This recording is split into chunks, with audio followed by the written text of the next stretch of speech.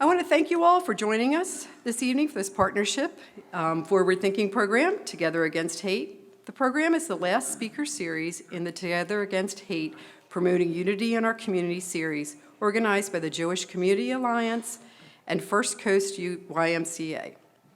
To help you continue the conversation after the program, I think a lot of you got it as you came in, but the library did curate a little reading list for you, so if you did not pick one up, please grab one when you leave this evening so you can keep the conversation going. Also, there is going to be a Q&A, so you have clipboards and note cards at your seats. So if you do have a question as you go along that you want to ask of the panelists, you can jot it down and we'll collect those and get it to them during the program. At this point, I'm going to be turning it over to our moderator this evening, Reverend Rebecca McLeod-Hutto. She's Executive Director of Interfaith Center. I want to welcome Rebecca and everyone to the program. Thank you. Thank you all. Well, I too want to say thank you to the library for hosting us. This has been a wonderful partnership to get to know Katie and to get to know this is a beautiful space as well. We're excited to be here. And also a huge thank you to the YMCA and the JCA for pulling us all together. We all gathered last June at the Jessie downtown, and it was really wonderful to have all of our partnerships and all these incredible leaders and organizations in the city finally around the same table, learning about what each other does. And I've enjoyed, as this series has progressed, each one of our organizations getting to tell a little bit about themselves, and as we all join together in combating hate and combating discrimination in our area. Tonight's event, as we talk about interfaith dialogue, seems very appropriate as we just celebrated the legacy of Dr. Martin Luther King Jr. with a combined breakfast on Friday, lots of service opportunities, gracious space conversations. It seems very appropriate to be an interfaith team together during the week of Dr. Martin Luther King's celebration. So the title of our panel conversation this evening revolves around a core value of ours at the Interfaith Center: mutual curiosity. It's how we approach interfaith relationships and how we approach learning. And tonight we will be discussing how curiosity, not conversion, is another way to combat hate in our community. So thank you to our panelists. I can't actually see you. I'm going to turn my chair so I can see you. Actually, the chair is really heavy. Maybe I'm not. So I'll just sit up. But as I introduce them, I'm going to ask them to say how long they've been here in the city. And I'm going to ask each one of them to respond to that question of how do you define mutual curiosity, and how do you use curiosity in approach to a conversation or a friendship of someone who's different than you. So I'm going to start off with my friend, Reverend Dr. John Newman, who is pastor at the Sanctuary at Mount Calvary. I'm going to let you take it from here. Good evening, and thank you for the invitation, and to the organizations that have sponsored this. Thank you for making this happen. I have been in Jacksonville for 40 years. I came in 1983 from Philadelphia, Pennsylvania, where I am originally from, and I have been pastoring the same congregation for those 40 years. And so I am... God bless you. Yes. And so I have found, since being in Jacksonville, I'll say this, it was a culture shock for me in many ways. Coming from a northeastern industrialist city, which is very diverse, open. When I left Philadelphia, I had worked on the first African-American mayor's campaign, Wilson Goode. We had an African-American who was the police commissioner. We had an African-American who was the city council president. We had an African-American who was school board superintendent. Came here, and I would hear some of my African-American friends say, they'll never let us have that. That was the mindset. And so I said, that's not true. And so by the grace of God, I organized the first African-American sheriff in the history of this state, Nat Glover. And so I found in this place that you can work together, because I had to put a diverse group together in order to make it happen. And I found that Jacksonville was open to diversity, but we had to make sure that we promulgated that we didn't just settle for the status quo and the mindset that may have been existent at the time. And so, what was the other part of your question? How would you define curiosity in those relationships? Okay. Yeah. What kind of dovetails into that? Because we worked with all different ethnic groups, as well as churches, synagogues, mosques. We all came together to make it happen. And I find that when we really don't look at persons through the lens of their faith and embrace their common humanity, then the faith portion, which is, of course, critical to who they are as a person, doesn't become a filtering lens, a filtering lens through which you see them. You see people as people first. And when you do that, then the fact that they may be Muslim, the fact that they may be Jewish, the fact that they may be Sikh, the fact that they may be, Hindu, is really kind of secondary. It's important in terms of their value systems and what they bring to the table. But when that's the lens through which we see people, I have found that that can have deleterious impact. So I try to see people as people, accept them for who they are, where they are, and because I appreciate the space they're in, I don't think that it is my role to try to convert them, but to appreciate them for who they are and where they are. Now, if they come to me and say, I think I may want to be a Christian, I'm not going to say, well, don't do that. I won't do that. But I'm not going to disrespect their faith space. And I think that that kind of mutual respect builds bridges. Thank you. Alejandra Ameguin, who is the owner and founder of Jax Natural Healing and Viva Yoga Studio. I'll put the same question to you. How do you approach relationships from a place of curiosity and how we learn from folks who are different from us? Yes, and first of all, I do want to address that, maybe you might be thinking, what is a yoga studio owner doing up there on this panel? So beyond teaching yoga and owning a wellness space, I found that what I became an expert at was building community from nothing, from grassroots movement, I had 3 guiding principles going into what I was doing, and it was active listening, mutual respect, and empathy. And those are our guiding principles that we still use even in business when we make business decisions. And by doing so, what I found that we started to create this space, this safe space where people from different cultures, from different faiths, from no faiths, were coming together in this beautiful, harmonious way, getting to know each other. And maybe, yes, the vessel, the vehicle was the yoga, but now I realize it was never really about the yoga, for me at least. There was a bigger mission, a bigger purpose, and it was about, cultivate, why is somebody calling me right now? It was about cultivating harmony and creating community, a community where we have shared values, and we find the underpinning of different backgrounds, different faiths, because when you look at, okay, how do you celebrate a holiday? Well, what's underneath that? What's underneath that? What's underneath that? Keep removing the layers from what we do, how we do, why we do it. At the core of it usually is love. And so what we have found in our space is that we don't even ask the questions like, what do you do? What do you believe in? We just see each other, treat each other, see each other first as people. And then my guiding principles have almost affected and trickled down to where I'm seeing now, friendships forming within our community, and I'm seeing the 3 principles in action of active listening, which means listening to people's stories, listening to their challenges, listening to their dreams without judgment, without an agenda. And I think that just suddenly it just removes the barriers almost immediately. I don't know if I answered the question. You did. I forgot to say, though, how long have you been here in Jacksonville? Okay, so that is a complex question. How long have I been in love and rooted in Jacksonville? 7 years. Prior to that, like Dr. Newman said, it was a culture shock coming from California as a Mexican immigrant. When I came here, I was like, oh, it was like going back in time.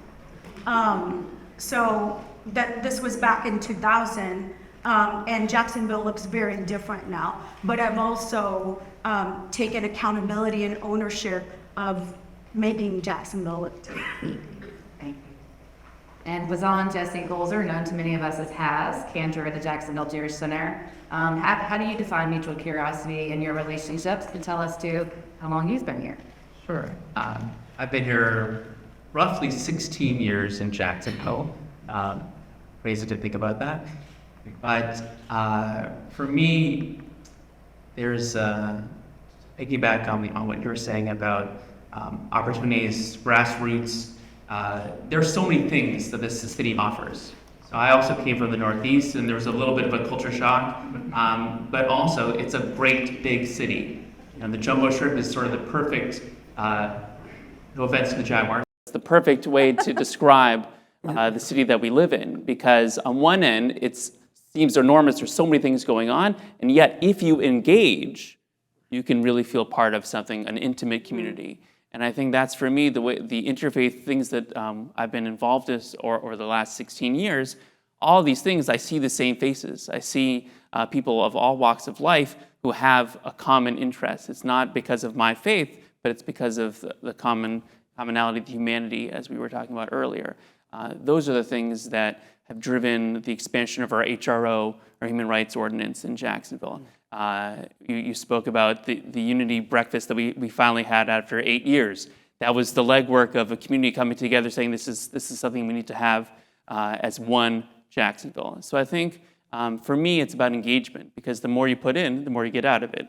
And I think those are the kind of relationships that you see when you see each other, not just at the barbecue, but you see each other at all of these types of events where interfaith is an important role, or again, pushing Jacksonville forward.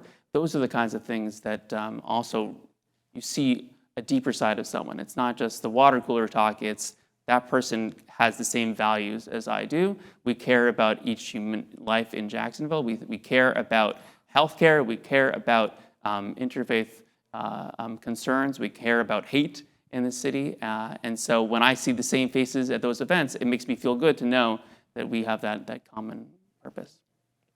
And Dr. Ahmed, who's a longtime interfaith dialogue leader here in the city, also a founding board member of the Interfaith Center. I'll ask you the same question about mutual curiosity. So I can answer the question at two levels. At one level is more of a macro question, like what do we see, what does mutual curiosity mean in a diverse city that we live in the diverse world that we have to interact with?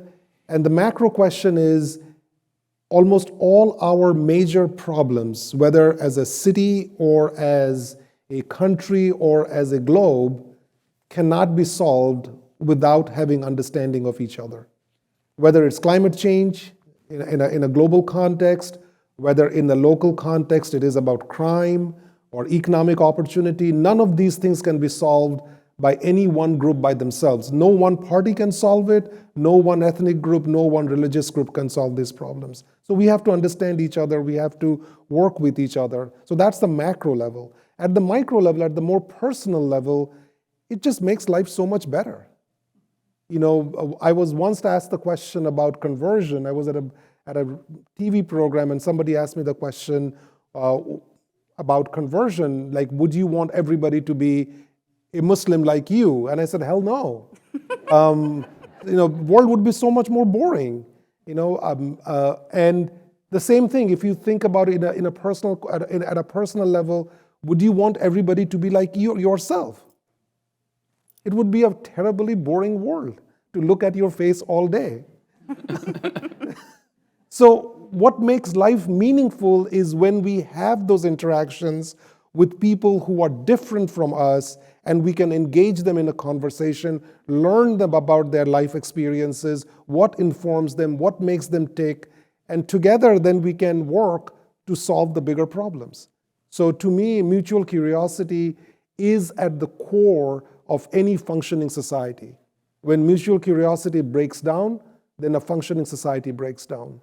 And at some level, the polarization that we often complain about, at the root of it is lack of mutual curiosity. If you're a little bit more curious about where each person is coming from, maybe we'll be able to find the common ground. Sometimes it's not easy, but if you're not curious, it will never happen. Thank you. And tell us, Dr. Ahmed, how long you've been here in Jacksonville. with my family for 22 years. So I share with John the love for Philadelphia. Sorry, our team lost, but Yes. we are still mourning that. But other than that, we share a love for the city of brotherly love. I was in Philadelphia before and moved here from Pennsylvania, from Harrisburg, 22 years ago. You win the award for being here the longest. So going back to the end of what you said, Dr. Ahmed, I'd be curious, and we can just kind of popcorn. Our organization is one that reaches out to religious and non-religious.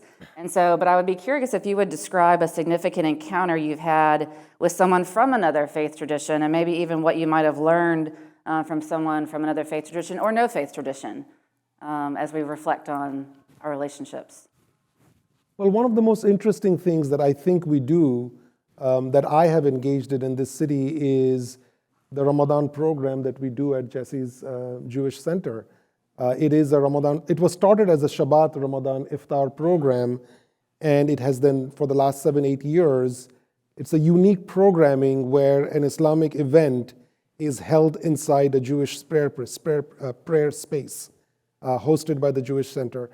Those who cook, my wife cooks in that for that event, prepares the Ramadan Iftar at kosher standards. So that entire activity, from the preparation of the food to the side-by-side prayer services to the eating of the food together and the many conversations that it spawns, my experience for the last 7-8 years, you cannot push people out.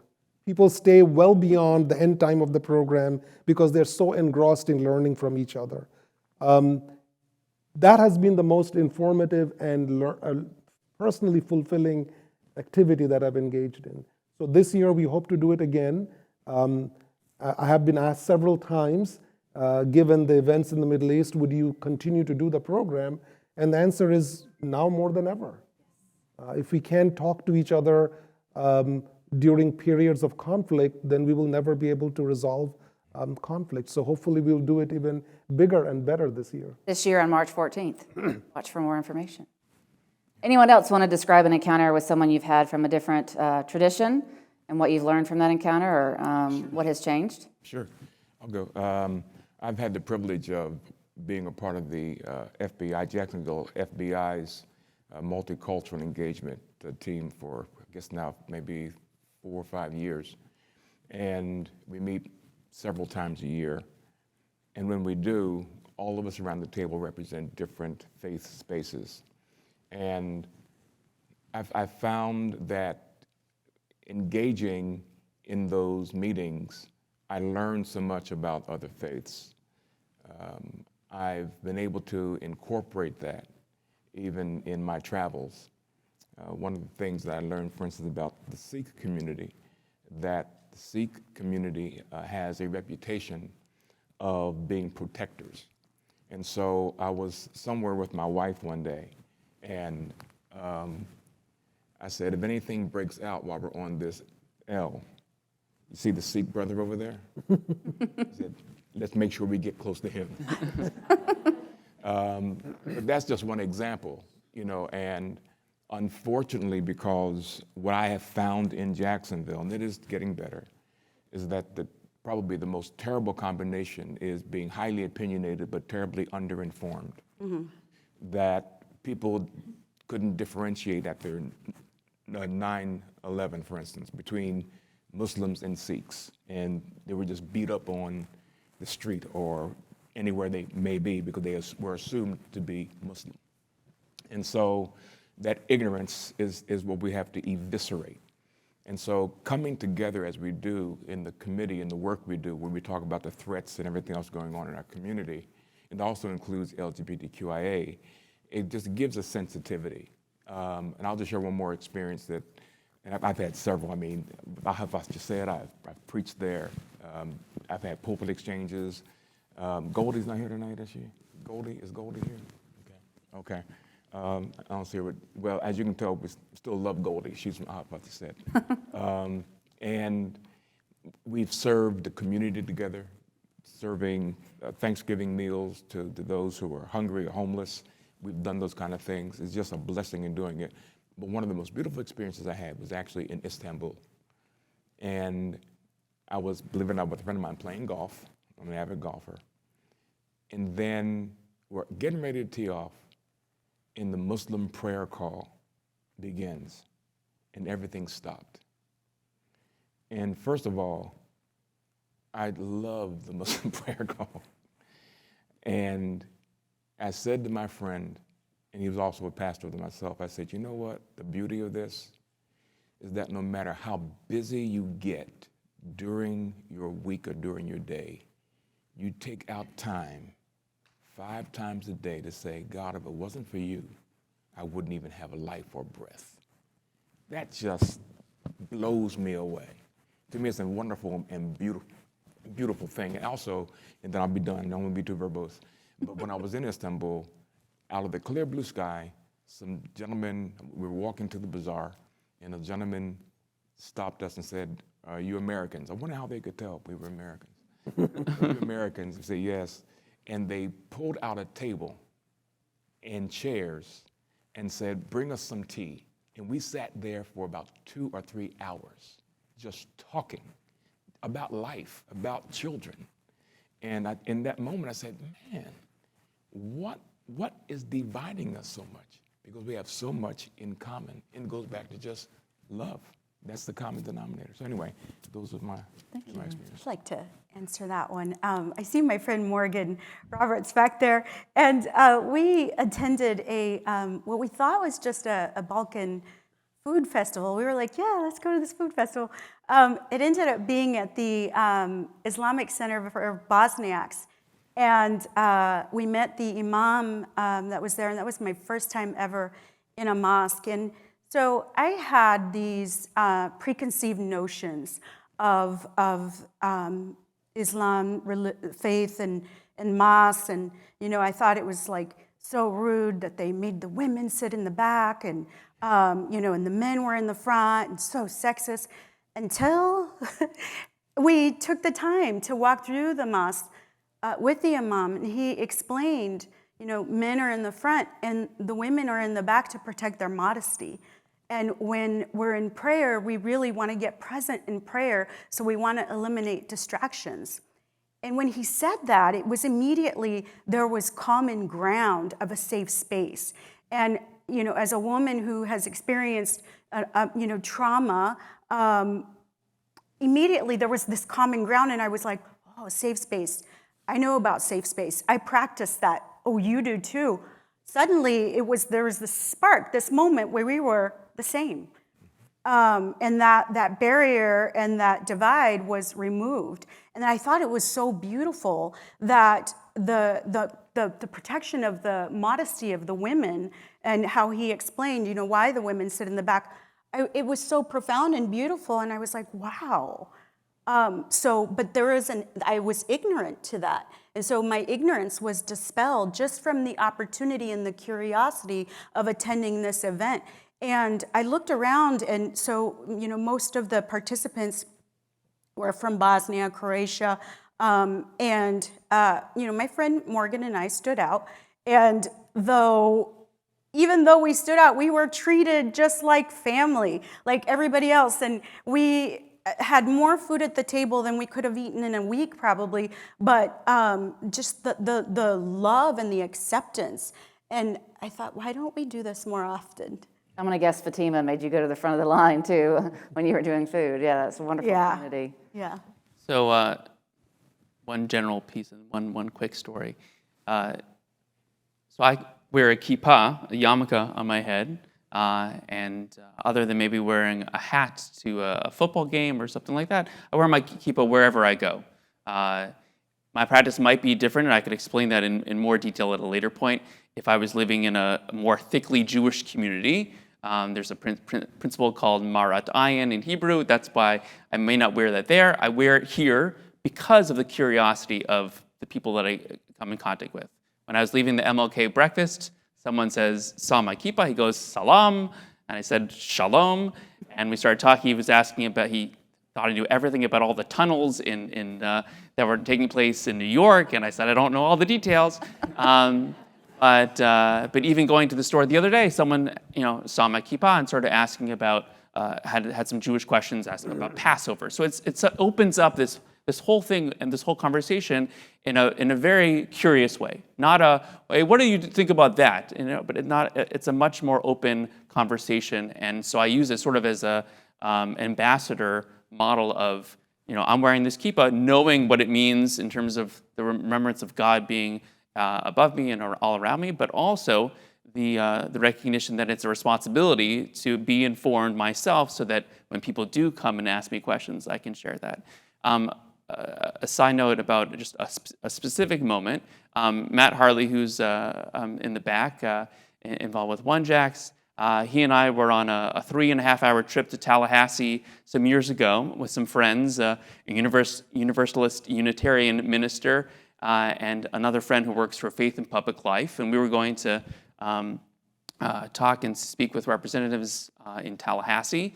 And so we talked for about 3 hours about Marvel, our favorite Marvel movies, ranking them in order. And I think that's also the side of it too. It's not that every single conversation has to be about religion just because you are the token Jew or the token Muslim or the token Sikh, but also that you have other interests. You have sports interests, you have movies, you have other things that can bring people together just as any normal conversation would. So religion can enhance you, but also it's not, as we said earlier, does not define your entire being. Thank you all. Alejandro addressed this, but one of my questions for everybody, if you would be willing to speak personally, is how have these relationships and what you've learned dispel ignorance? Because ultimately we're leading to the goal of dispelling hate, but I think it does start with dispelling ignorance about other traditions. I've learned that about Sikhs as well, about protectors. I could share some of my own stories, but I'd be curious if you think for a minute ways in which these encounters have helped reduce your own ignorance or the ignorance of a group that you're a part of in learning about someone else. Yeah, I realized I don't know anything. And that's okay, because that then opens me up to learning and to allowing myself to be educated and to be shown, hey, look at this faith practices this. Oh, wow. That's so interesting. So now it's just, my mind is just open. My heart is open. I've had to let go. So my background, I was a devout Catholic, raised, from my culture. I'm from Mexico originally. And so we were raised Catholic, extremely devout, went to church. Even up to the age of 35, I was going to daily mass, confessing, 7 days or every 7 days. And I'm like, how do I commit that many sins? But I had to confess every 7 days because that's just what I was taught. So I had a lot of programming that I had to undo, and judgments and prejudices. And, and it happened to me, I experienced what I was probably dishing out when I went through divorce. And my community, my closest friends of devout Catholic women said, I can no longer be friends with you because you're not in line with the church right now. And also one of them went to confession and confessed that I was practicing yoga, which in Catholicism is a no-no. And so I got called into the priest's office and said, you need to stop. But so I experienced that kind of other side of the shunning. And I was like, wow.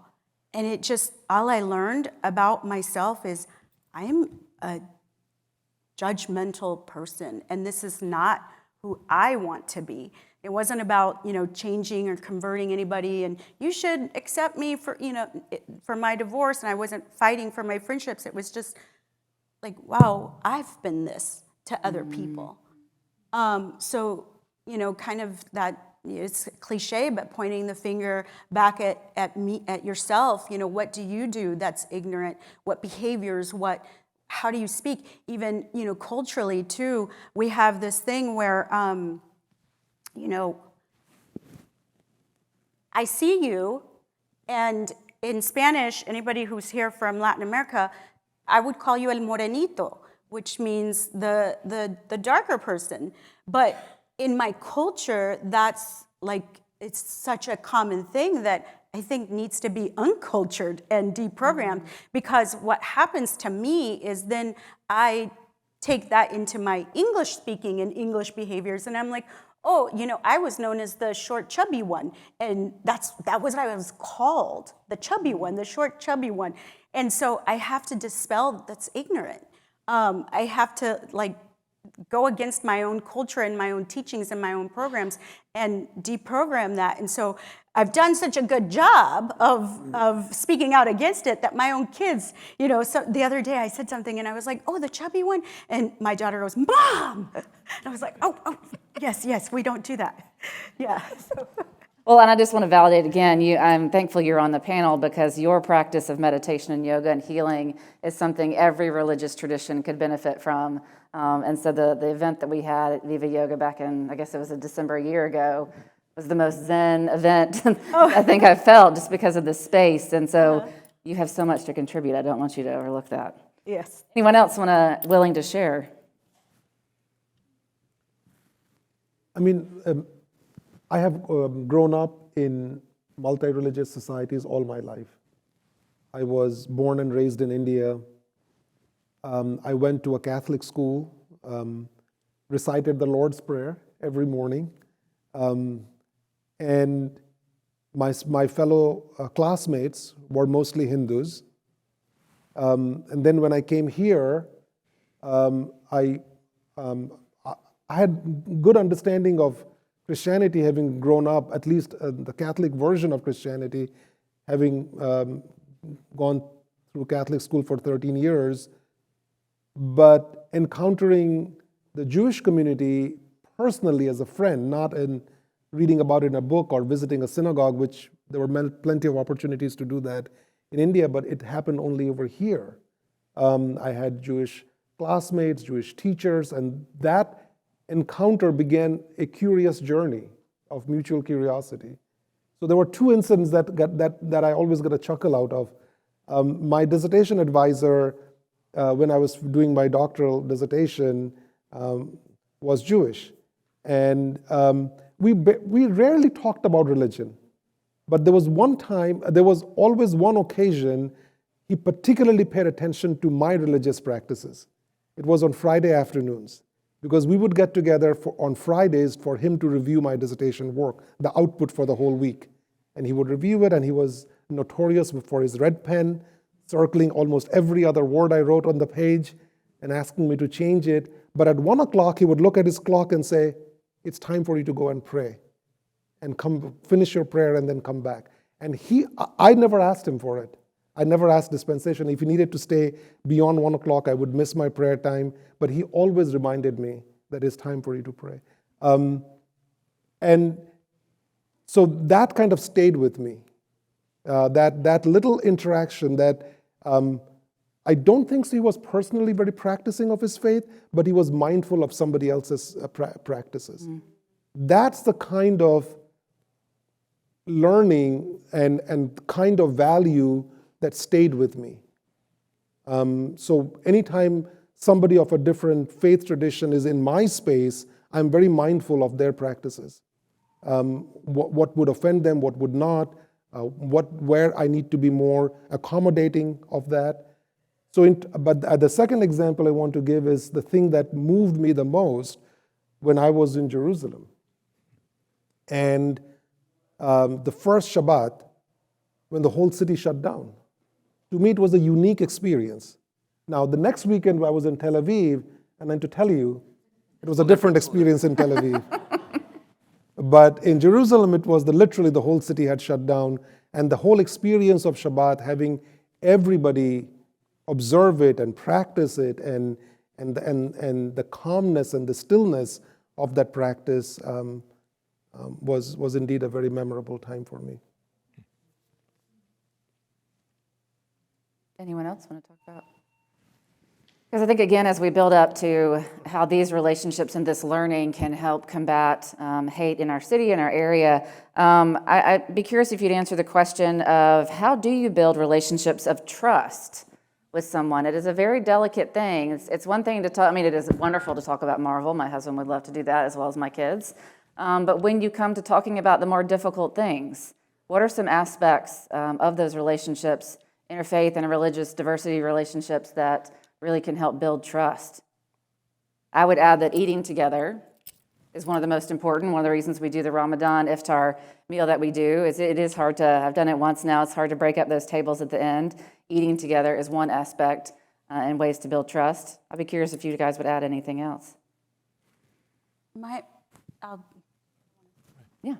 too much, but my personal experience, like just for what I've seen, when I walk into a space and I'm looking for other people that look like me in the room and I don't see that, then there's this immediately distrust.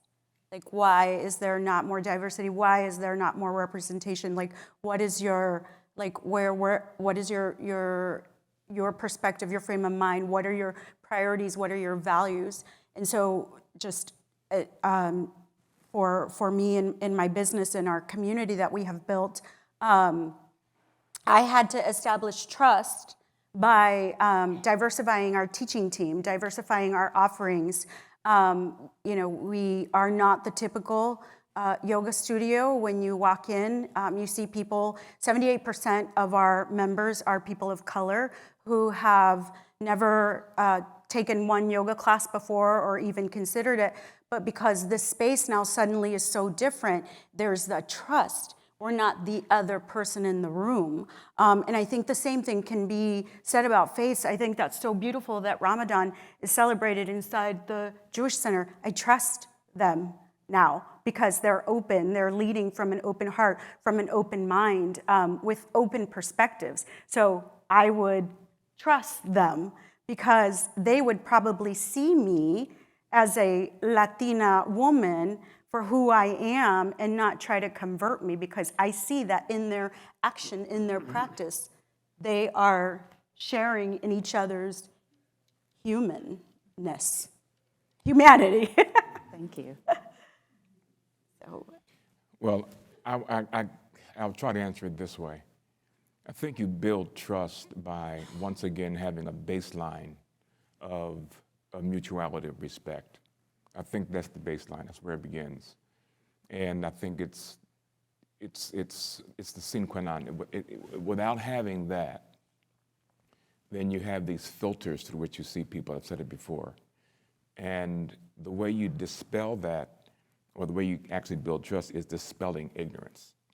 And I have found, and I don't mean to be pejorative, but I'm just, I've been here 40 years. You said it was tough in 2000, try 1983. And so I grew up, when I was 17 when I first went into ministry, and I began I was in high school and I went to a Bible college at night. Then I went to college and studied religion, and that was all religions. And then went on to seminary and then on to get my doctoral work. So I've had a broad understanding of different faiths. So that wasn't really new to me. I had a broad understanding, and when I was in Philadelphia, when we worked on civic things and social justice issues, my Jewish brothers and sisters were right there together with us in the struggle. My mother would tell me that, when she grew up in Piedmont, West Virginia, that blacks and Jews, all they had was each other during the Depression. And so I grew up having an understanding that the Jewish family were my family. Same thing on the other side with the Muslim community, when we would do things together to feed those who were impoverished or oppressed. Then coming here, it was just, again, I go back to culture shock. And the thing that I had to work on dispelling the most was the toxic hold of fundamentalist evangelicalism, which is an us versus them mindset. You're either in or you're out mindset. And it's really built around a lot of distrust. I don't mean to overly simplify it, but there is a lot of mistrust in that theological framework. And so because I was blessed to have a broad background, I was able to have conversations with people to help dispel that. And it's difficult because identity is connected to it. And belonging needs are so powerful that people will cede even their value systems to not lose their position in the group. And so there was a lot of that here in Jacksonville. And so I guess I'm having a circuitous way of answering the question, but I have discovered you build trust by eliminating ignorance. And when you do that, you have a baseline of understanding common humanity in which you can build it. If you don't do that, then there's always this callousness to the process because the heart is not really open, because it's been tainted by perspectives that are not true, by mistruths, by disinformation, misinformation. And again, people unfortunately can be very, very opinionated and misinformed at the same time. So that's kind of how I believe you build trust. A friend of mine who converted to Judaism. Judaism in general, like many religions, is not a proselytizing religion. So people do come, but it is a difficult interaction when someone is interested in Judaism. And that, go back to your first question about curious versus conversion. How do you know that they're asking questions to ask questions because they're interested in conversion, or maybe it's something else? And she painted this beautiful description of really almost every religion. Normally, we think of Judaism, at least from her perspective, as a closed religion and a closed system, closed off from other people. This is our thing, that's your thing, you do whatever. And for her, and she described it as a boundaried system. That every religion has boundaries. There's certain, I don't take communion. That doesn't mean that I can't learn about forms of Christianity. Just as there's elements of a service that a Jewish person might participate in, doesn't mean that a non-Jewish person can't come and participate in many other ways in our service. But I think it's a beautiful thing to think about boundaries and not closed off, and the openness that one should have. I think of the conversations we have as pastors to answer your question, as a way to engage and build trust. When just as I'm dealing with a family who has a sick family member, I'm sending text, I'm emailing, I'm visiting, I'm being a part of their life, not just on the TV screen showing up at a press conference, but doing all those elements. When something happened in this city, a number of things the last few years, be it the creation of this whole program, receiving texts from colleagues of all faiths, showing their concern for us after the shooting in Newtown, not just sending texts and emails, but showing up at vigils, being that whole thing, that builds trust. Because we're not just here to put our name on something, but we're also building those relationships. The beautiful thing, I'm never ever getting to social media, but the beautiful thing about the ways in which we communicate is that that's not just a one-stop shop. You can do all types of things to build trust. A text message can build trust at the right moment, saying, I'm here for you, I'm thinking about, I was reading about this on the news, I'm thinking of you. That builds trust. Thank you. So one of the ways we can build more trust would be to not assume something about an entire group by the behavior of one of the worst people in that group. Mm-hmm. This is a common fallacy we all run into. We will have, I'll use Jesse as a friend over here, just an example. He's Jewish, I'm Muslim, he's a friend, and I'm okay to accept that. But when I look at the behavior of a large group of Jewish people, let's say in a conflict right now, then there are ugly stereotypes that emerge. And we are okay to accept, we often accept those stereotypes. It is at those moments we have to fight our instincts, our worst instincts of not stereotyping and remembering back to the friendship that we have. So it is a hard human instinct to overcome. We all have our fallacies. We all have our moments of weakness when we stereotype an entire group by the behavior of the worst in that group. That breaks down trust. Because if Jesse were to hear that I did that, next time our interaction would not be the same. So that's an instinct that we have to fight, particularly during times when we have hot conflicts around the world. Before I ask the next question, just as a reminder, you have note cards if you would like to ask questions. If you've already filled those out and want to hold them up, Matt would be willing to collect them.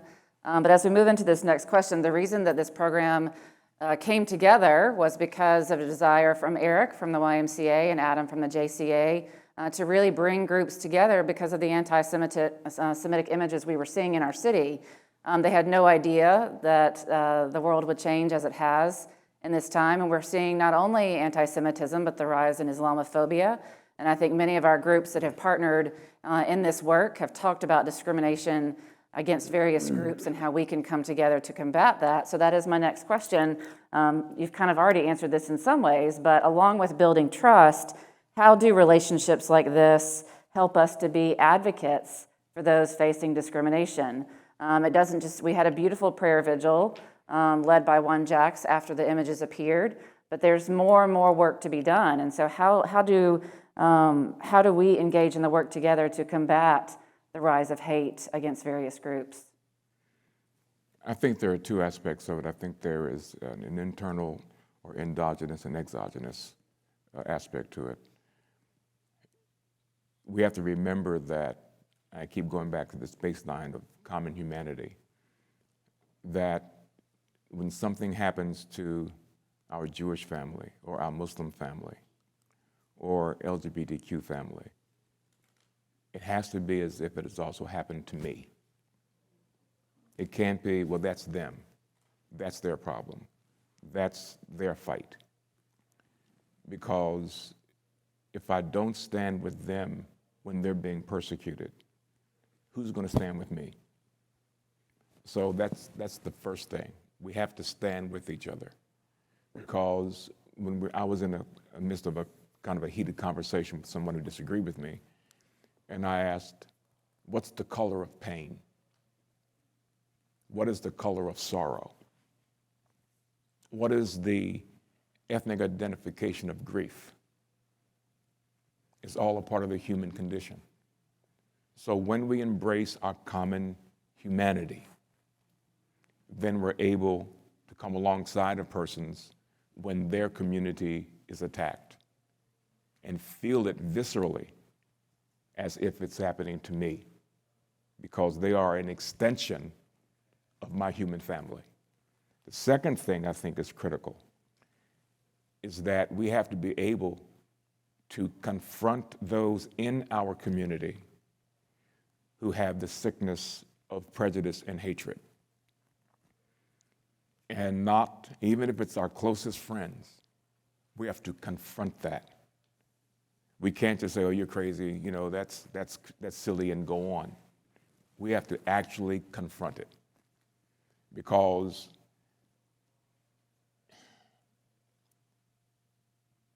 in each community, there's enough sickness, there's enough psychopathology in every community. And if I want to talk to a person about stopping racism who happens to be white, what I try to share with them is, if getting rid of racism was up to black people, we probably would have gotten rid of it a long time ago. But when white persons confront other white persons about their ignorance and things they say, it's different than me confronting them. We have crazy Democrats and crazy Republicans, and crazy independents, and crazy socialists. But when you call out those in your group who are exhibiting the sickness of racism or prejudice or othering, you have the ability to impact them, as opposed to the person who they're othering saying, don't do that to me, that's wrong. But when the person who they may have some level of respect and mutual connection says, that's wrong, you confront that. That is a powerful way to begin, maybe just a trickle of a pebble in a pond, but if everyone took that as a personal commitment, that irrespective of who it is, when I hear ignorance or see it, and even if it's in my circle, I will confront it. You can make a difference. Doesn't mean it's going to go away overnight, but the next time they think of something ignorant, they're going to remember your conversation with them. And then you begin to whittle it down, and eventually, hopefully, some self-reflection will take place, and then change will take place. So those are the two things I think that are important. And I just want to share for those of you who are not aware, Dr. Newman's church is blocks away from the Dollar General, where we lost 3 precious lives in our city.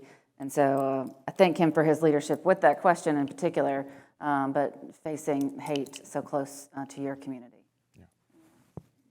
Well, to extend on that, I think there's, in rehab, right, there's good pain and bad pain, right? When you have an injury, that's bad pain, but when you're recovering and like sort of the working through something, that's the good pain. And I think sometimes we, communities feel like it's a lot of work, right? It's a lot of work to call out a friend or call out in my case, I have congregants who are racist, I have congregants who do not like members of the LGBTQ community and their life decisions.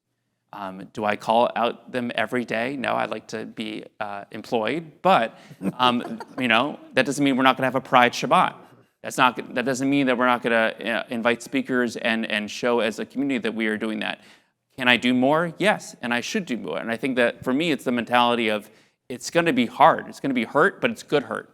Better. It's much better than that injury that we have maintained and never actually repaired, and that's just going to linger and linger. So yes, it's hard, but I think that's the idea: is that if you can see that end goal of that recovery as a community, that might be the visual that gets people over the hump. Powerful metaphor. Thank you. I asked myself a very difficult question about 3 months ago. Where did racism begin? And so I started reading history books. Oh my goodness. And I was disgusted at understanding how it began, where it began, what was being done, back in like 1491 when slaves were being brought over and, they weren't allowed to walk in pairs. They weren't allowed to have friends. They weren't allowed to have community. And then the horrible treatment and the programming that began. And not just for non-Black and non-Hispanic, but for the Black and Hispanics and the Native Americans who were here, this program began of hate, of prejudices, of racism. And so I had to take a break from reading because it was consuming me. I couldn't, everything just seemed like I didn't know what was real anymore, and I almost regretted going on that journey. But understanding that it wasn't like, somebody just woke up one day and decided I'm a racist. It didn't happen. It happened across years and years and generations. So what we have taken on in our community, and again, where the yoga is just a facade, we're now working on programs, leadership programs, development programs to heal generational trauma, to heal cultural trauma, to get people to see themselves as whole and complete and not like, I'm the other person in the room. I'm less because I don't even like people to call me ma'am. Because I'm like, don't do that. You've already put me, and I know for some of you sweet older folks, like it's like it's a thing that you grew up with. But for me, it's part of that program of, ma'am, sir, calling you that put me beneath you. And now you're more than me, you're better than me, you're wiser than me, you're smarter than me. So even down to that, we're like, no, right here, we're equal. And so we work a lot with cultural trauma, generational trauma, and dispelling a lot of that thinking of, you're less than. So that has led to what I have seen as a transformation in some of our community members that have participated in these programs, and they're now stepping outside of their comfort zones, believing in themselves and going on to do, movements, open businesses, completely change their life. That thing that they were dreaming about, they're now going after it. So and having the courage now and the bravery to call things out when you need to. I had I hope I'm not breaking HIPAA here, but we had a patient in our office the other day. So we also do chiropractic, functional medicine, and a lot of a variety of other things. And the patient started speaking ill about Black people to me. And I'm like, this guy has no idea who he's talking to. And so instead of getting angry, and I felt it in my body, my fists were clenching, and I started getting hot, and I was sweating in places I didn't even know I could sweat. But I was like, I'm going to put into practice what I know. I'm going to breathe. I'm going to regulate my nervous system so that we don't argue. I'm going to let him say what he needs to say, but then I'll say what I need to say, not to convince him that he's wrong, but just to share my perspective. And I posed it as a question. Have you ever thought about this? Well, what do you think about this? What do you think about that? So then he was coming up with his own words, his own answers. And men, they like to do that. Even though the woman tells them, hey, do this, hey, what I just thought of is this. Well, I just said that. Well, so posing it like that, he was like, well, yeah, I could see how. And then I was like, okay, my job is done. When just that moment of, well, I could see that, to me, I was like, okay, I broke a little bit, just a little bit, and that's enough for today. So that's it. Do you want to say anything, Professor? Let's go to the questions. Again, thank you for these questions. I think Alejandra obviously does this work directly, but I think all of us do in some way. This person is asking, how can the community as a whole help those dealing with trauma? And I would say trauma particular to local incidents, trauma to what they might see on social media, trauma to what they might see in the national news. How can we as an interfaith community help those dealing with trauma? Wow. That's a tough one. It is. I think it kind of depends on what they're being traumatized by. The typical responses would be having healthy conversations, having healthy relationships, seeking counseling, if need be, therapy. Those are the normal kind of responses. But I think it also depends on what the trauma is. If it's, for instance, the shootings in Newtown, it's helpful to be a part of a community, whether that's faith or civic, in which you can talk about how you feel. One of the difficult things is feeling comfortable enough to express how you feel. And there's a natural inclination to feel that if I express this and don't express it right, then I'm going to be ostracized, or I'll be presented as weak, or whatever the case may be. And when you have a healthy community, there is a baseline of a mutual level of acceptance that the feelings aren't right or wrong, they're just real. And so let's hear them and get it out of you so you can begin to dissipate the strength of those feelings. So I do think that to some degree it depends on what the trauma is. Trauma, people say trauma is trauma, but trauma is in one sense, but there's differentiation within trauma. And so you kind of have to deal with it predicated on what the trauma situation, what the trigger happens to be. So one of the ways in which we dealt with after the Newtown shooting, for the first time actually we organized a response from the mayor's office. It was at John's church, Pastor Newman's church. We had a community conversation. We brought in trained therapist, mental health therapist, and invited the community to come and talk. John was gracious to host that whole event, and you could see a community trying to come to grips with the unthinkable. Did that one session solve everything? No, but at least it was a mechanism. partly that's what we have to expect from leadership.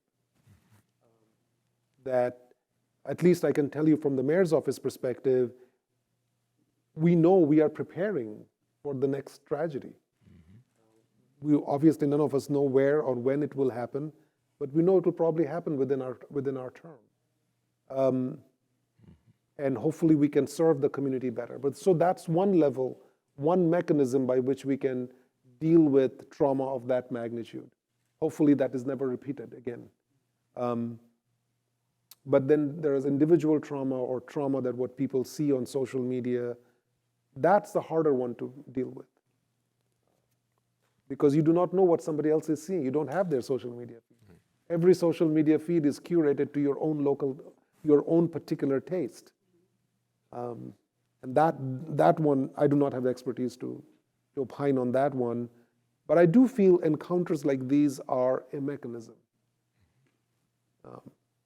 The more we can do it, the regularity with which we do it, the more we can invite people from all walks of life, intergenerational, interreligious, interracial, to come and be in company of each other.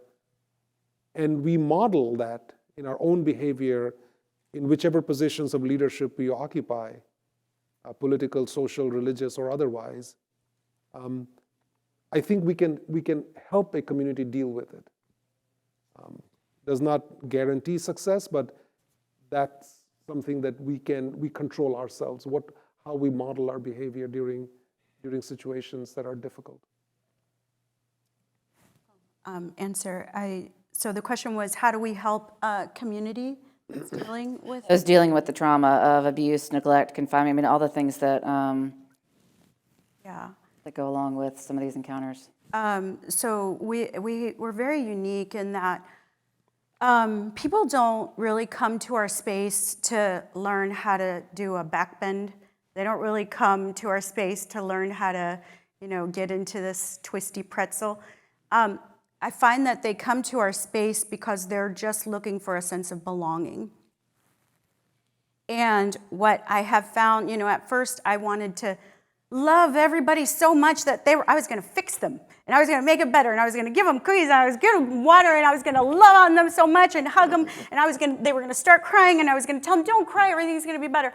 But what I have found that has helped people that come to our space looking for some kind of solace, some kind of place of belonging, what I have found that has helped is just holding space for them, not saying anything, just listening, allowing people to share, but also create the containers where you can have those experiences and allow for those conversations to develop naturally. And again, you create that by just creating, safe spaces where there's diversity, where there's inclusion, where you're speaking about, social justice issues. So, our space didn't just suddenly become this safe haven. It was through my own sharing of, look, these were my experiences at 17, at 18, at 10, my experiences as an immigrant woman. Suddenly, other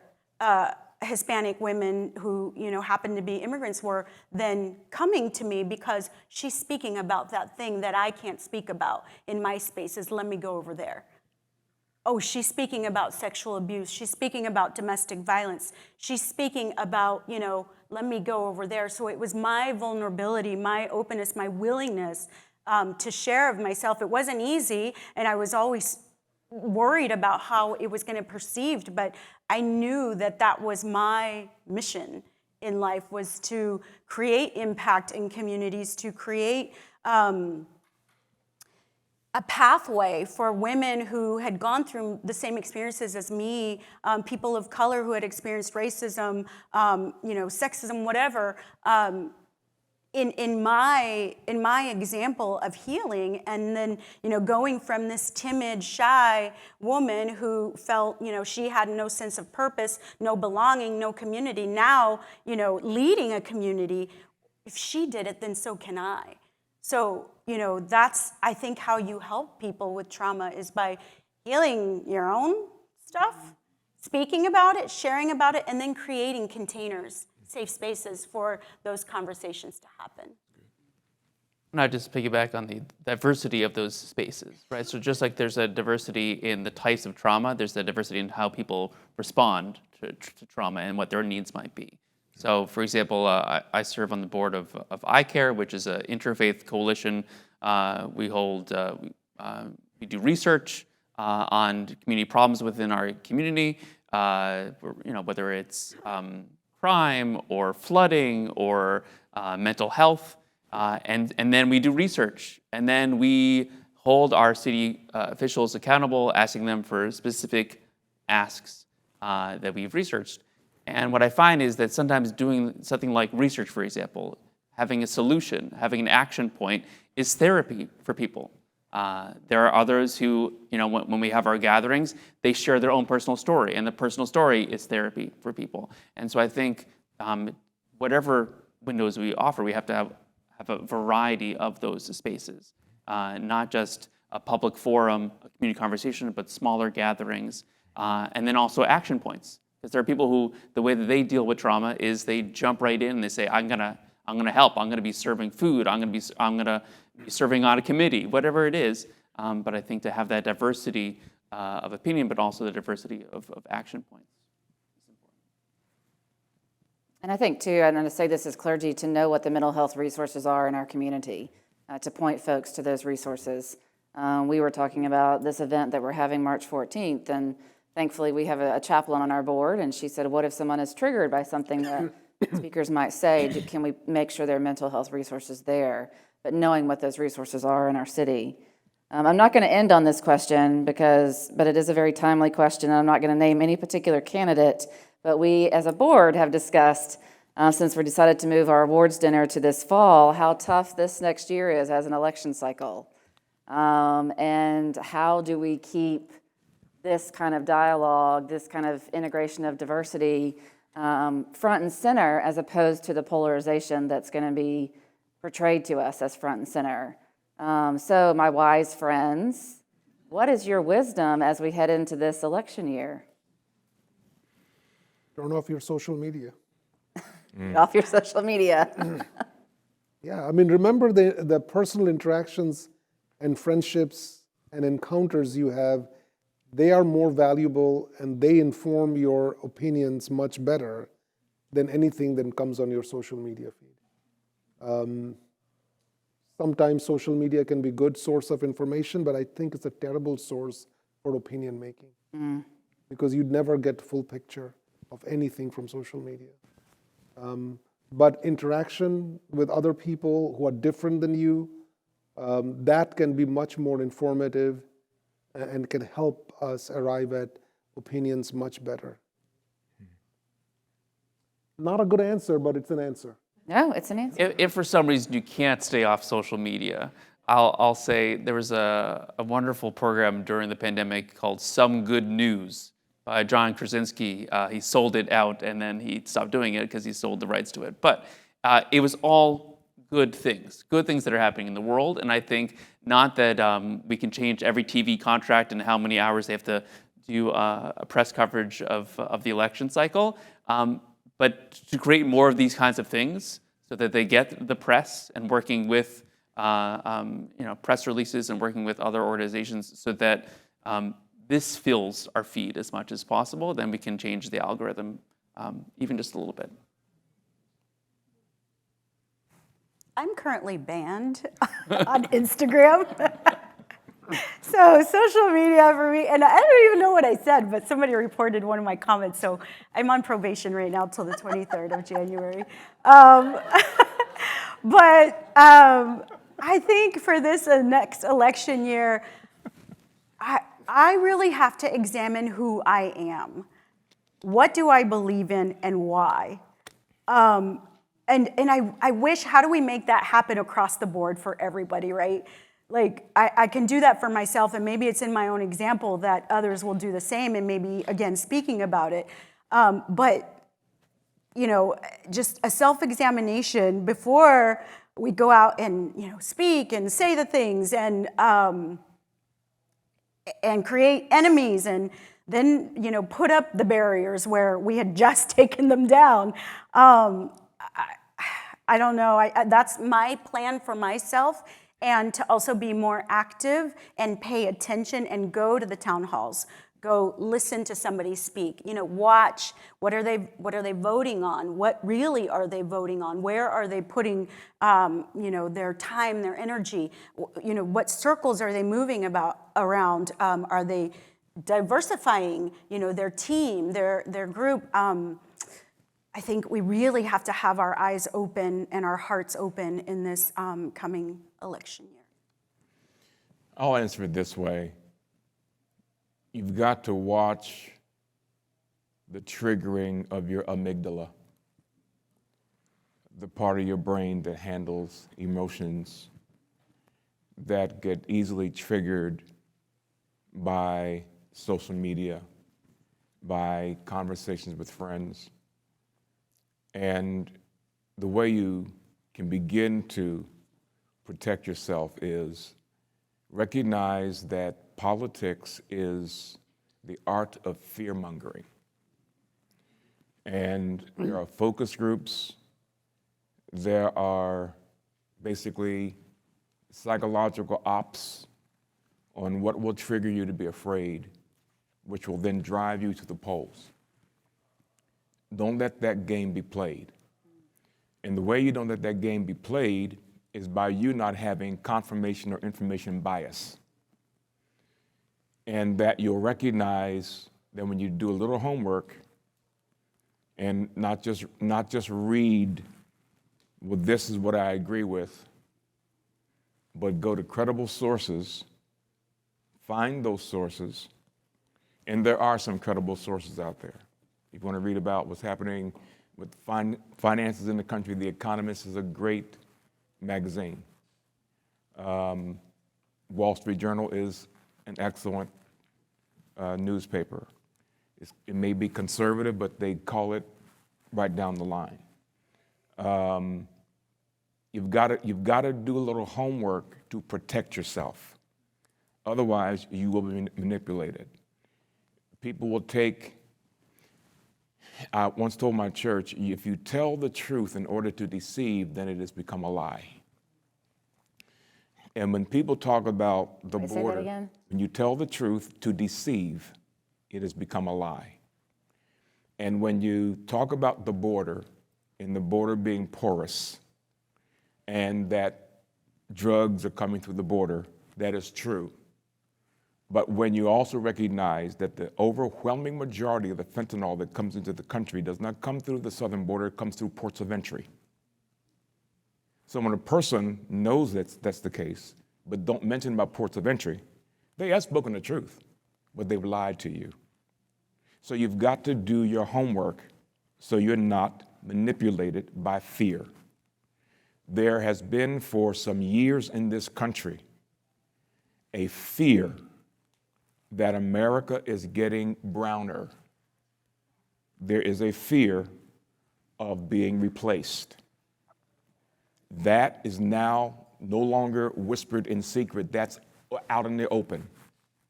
And that's why you have people like Tucker Carlson and others who just come out and say it. That this is what the party wants to do. They want to do this, that, or the other. I don't care whether you're Democrat or Republican.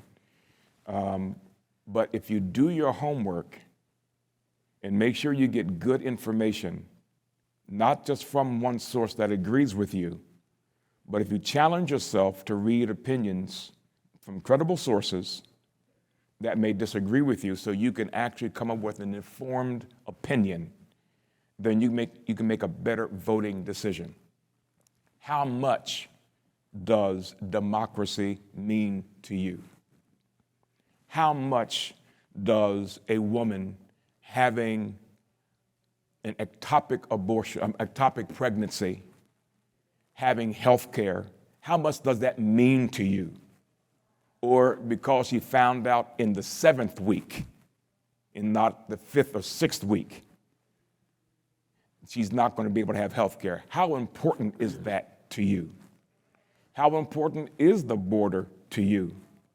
The border is important to me. but it is also important to me, and I will not out-Hebrew a Hebrew speaker, but mishpat and tzedekah are important. Justice and righteousness. Justice and righteousness are actually, when you combine them, it's social justice.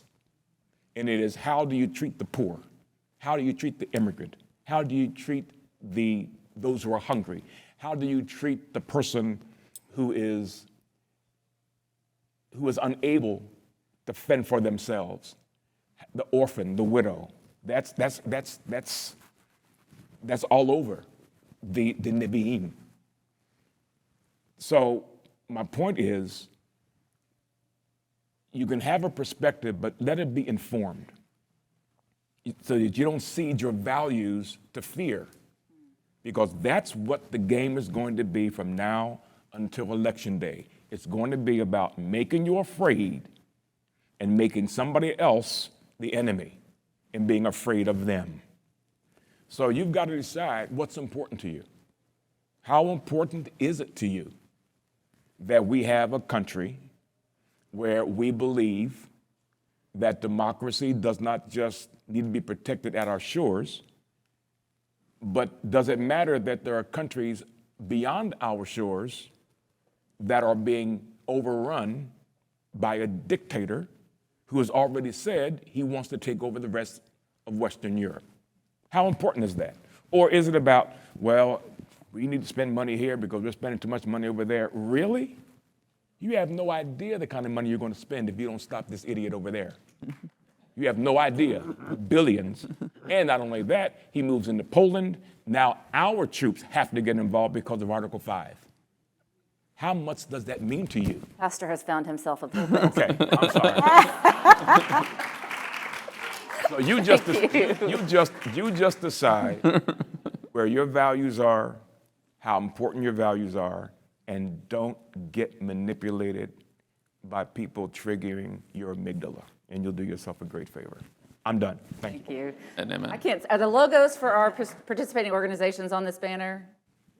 So there's a question about, are there also space for those particularly members of underrepresented groups? This is an incredible team of leadership organizations to work with.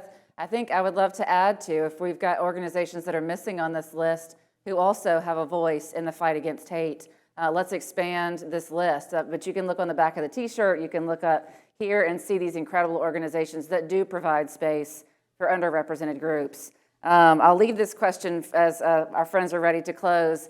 When you were talking amongst yourselves or getting to know our panelists at the end, how do we make our discussions with each other or our teachings more yes and in this whole theme of mutual curiosity? How can we encourage dialogue where it's yes and as opposed to one thing or the other? I am thankful, I didn't say this before, but hopefully you see it now. You have incredible leaders in your city, incredible leaders doing good work, incredible organizations, and I really thank you all from the bottom of my heart for participating this evening. Thank you for having me. Thank you.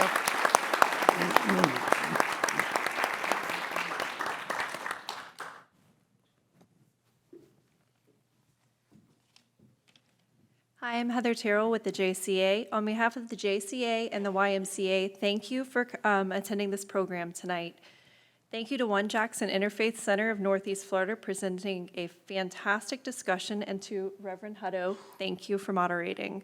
Thank you to our panelists for their time and insight, Hazan Jesse Holzer, Reverend Dr. John Newman, Dr. Parvez Ahmed, Alejandra and Megan, did I get it right? Yes. Okay. Together Against Hate shirts are available for purchase in the back of the room afterwards. Rachel and myself will be back there. Thank you to everyone for signing the banner, and if you didn't get a chance to do so when you came in, please do so and get your decal on your way out. This banner will be traveling to the 5K, which is February 25th. The library has curated a list of books, so if you didn't get that on your way in, please be sure to grab that on your way out, and I will turn it over. Hi, everybody. I'm Eleanor Blair. I represent the First Coast YMCA. Our Together Against Hate speaker series has ended. This is the last one, but we are excited. February 25th, like Heather said, we're going to be at the Winston Family YMCA doing the Racing Against Hate. So we encourage all of you to be there. We'd love for you to sign up. The page is on our Facebook page. There's a Facebook event specifically for that. Also, look for the upcoming email with a survey. I know there was a pre-survey that comes out, but this is a really important way to measure our bridge building, and your opinions really matter to us. So please, if you would, look for that email. And also, this video is recorded along with all our other series, so you can see those on our website as well. So again, thank you for joining us, and we hope to see you in February. Thank you. Thank you.